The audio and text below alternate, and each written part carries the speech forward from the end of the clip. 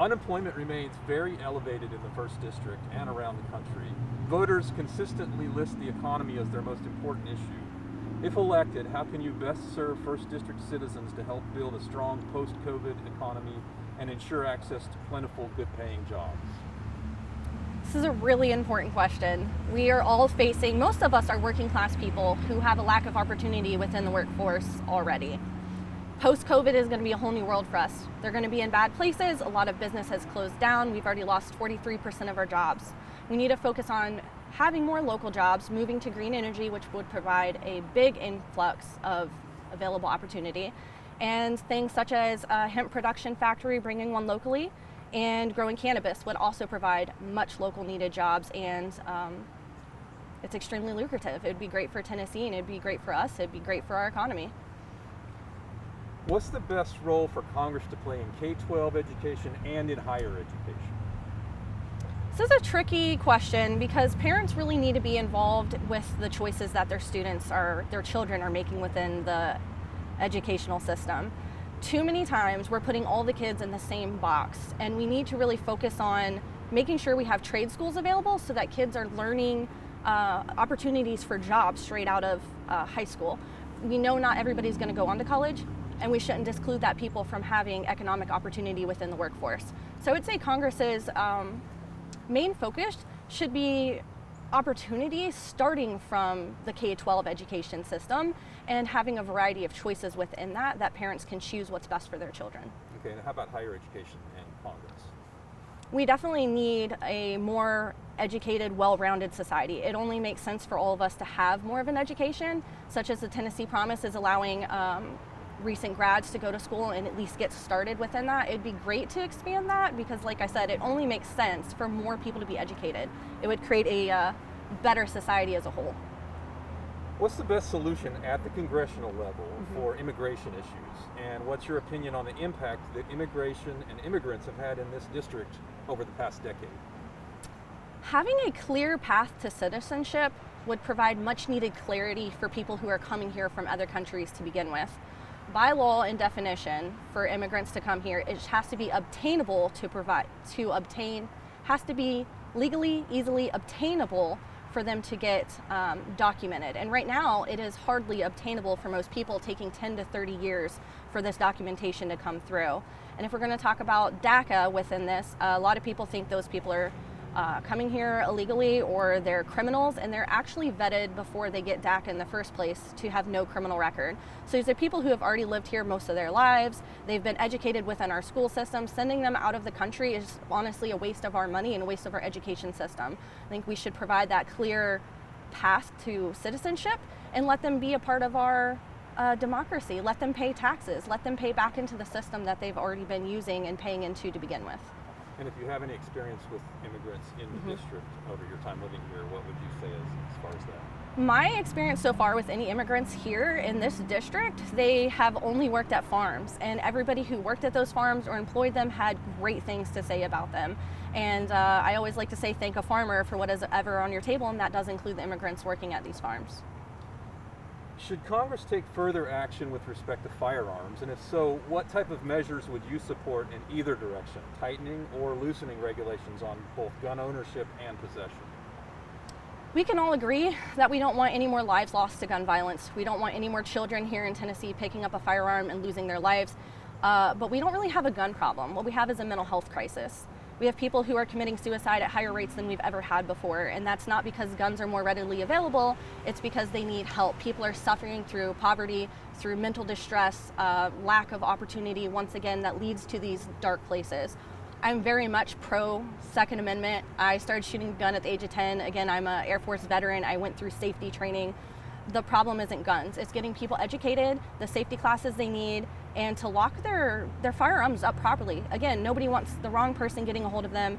Most firearms used in crimes are stolen. So let's lock our things up. Let's be safe. Let's be smart, and let's save some lives within this. With that being said, I do agree that we need to make sure background checks are completed, and this could be a more simple process. And we do not want violent offenders to have firearms within their possession. It is a very high statistic that they go on to commit more violent crimes. So we can't ignore all the lives that have been lost to this. You, me, and our photographer Andy here have lived on this earth for 123 years. I account for close to half of that combined. It's been 142 years since a Democrat was elected to serve the constituents of the first district. Jimmy Quillen won his first term in 1962, 54% to 44% over a Democrat named Herbert Silvers, and that's the closest race I could find in 100 years. Yeah. What's different this time that would give a Democrat a chance to win?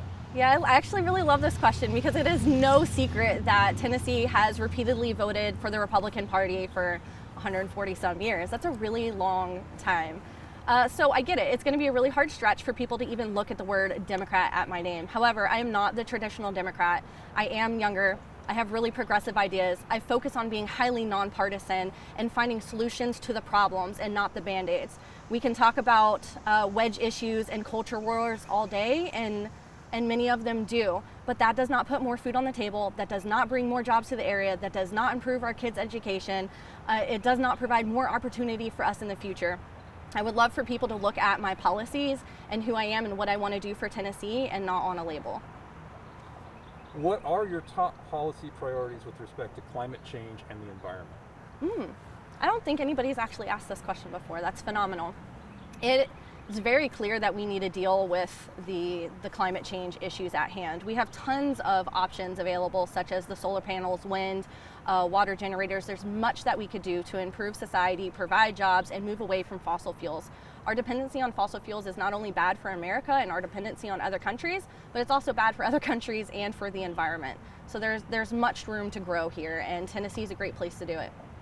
So policy-wise then, what would you I would say we do need to, again, move towards sustainable practices, which involves growing hemp and bringing processing plants here. And if no one ever is familiar with that, you can build houses from hemp. They have the hardest wood floors over oak. It's a 6-month crop versus a 10-year crop. It doesn't need much water. Again, it's easy to grow. It's good for farmers. It's recommended a rotational crop for every 4 years to help with pest control and soil reduction. And again, it would provide so many jobs and is good for the environment. We could move towards more solar energy, which Hawkins County is actually a great leader within this. They've got almost all their schools, if not all the schools, on solar now. So that reduces energy costs and again, reduces our carbon footprint and our dependency on fossil fuels. And we could offer tax breaks of the sort which we've seen in the past for switching to electronic vehicles if that's what somebody wants to do. There's just a huge wide variety within this. I could go on and on about this one. Do you believe systemic racism exists? And if so, what do you think are the best avenues for the First District Congressperson to lead the district and the nation toward improved race relations and any structural or legislative steps toward overcoming systemic issues? I do believe we have a problem with systemic racism, and if you look at the history of where a lot of these laws came from and how they've trickled down through a system, it's obvious to see that even if we didn't intentionally do it, we didn't realize what was happening, it's time to take accountability and really look at what's happening. This is where we need to listen. We need to listen to the communities who have been affected, what they need, and then readily address that. It's not for me to necessarily say what they need changes with. It's for them to tell me what they need to have changed. COVID-19.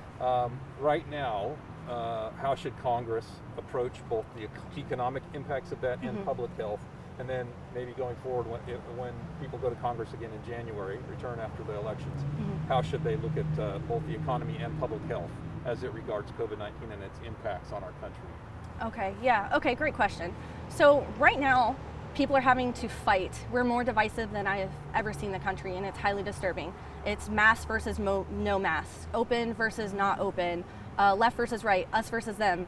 It's all this division. And while the government couldn't have protected us from the virus, they could have protected us by coming out with a unified message of safety, which we still aren't seeing. So Congress should immediately come together and be completely open, honest, transparent, and unified in the messages to the people. That would help. And secondly, if they should, trying to think of the name of the next package coming through, I'm so sorry. HEROES maybe? Or? They should, it's HEROES Act. They should, there's many proposals out there, and all of them could directly involve payments to people, such as the $2,000 a month, and that would help with this divide right now, because when people are put in desperate situations and they're faced between closing their business or being sick or exposing other people or missing their job and losing their home, they have to make certain choices, whether it's what's safe or not. If they had the cash in their hand to actually pay their bills and make the right choices, people would, and we'd see so much less division.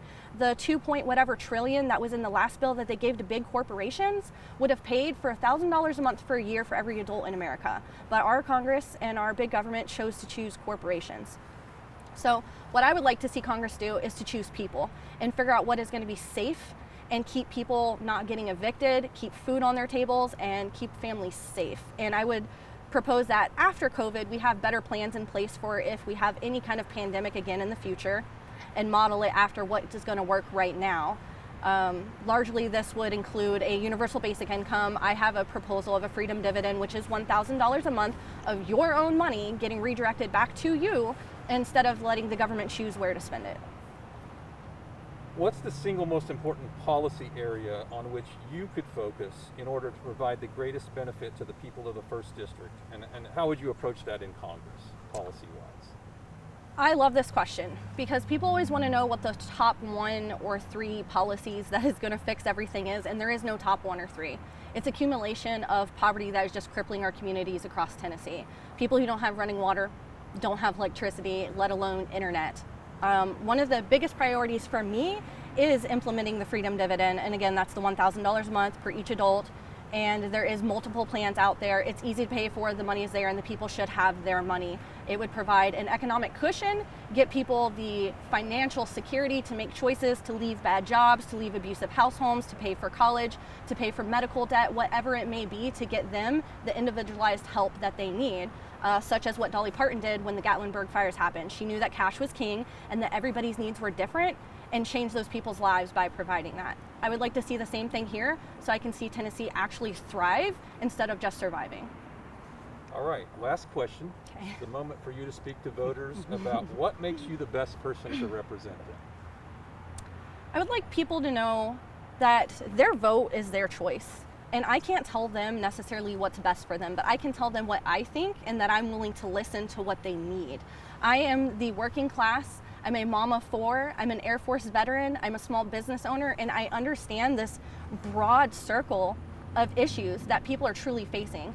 We need to have an elected official who is a regular person like myself who understands these problems and can provide real solutions, and somebody who is not solely voting on a party line or going on a label. I'm voting and I'm running against corruption, not on a label.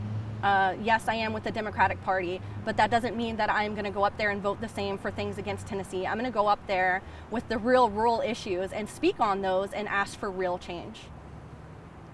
Blair Walsingham? Yes. Thank you for coming and seeing us today. Thank you. I hope you enjoy the rest of your weekend. Thank you. And if you guys want to learn more, you can go to blairforcongress.com. My policies are up there. My door is open. You can get my phone number, Facebook, Twitter, Instagram, and I'm happy to talk to anybody.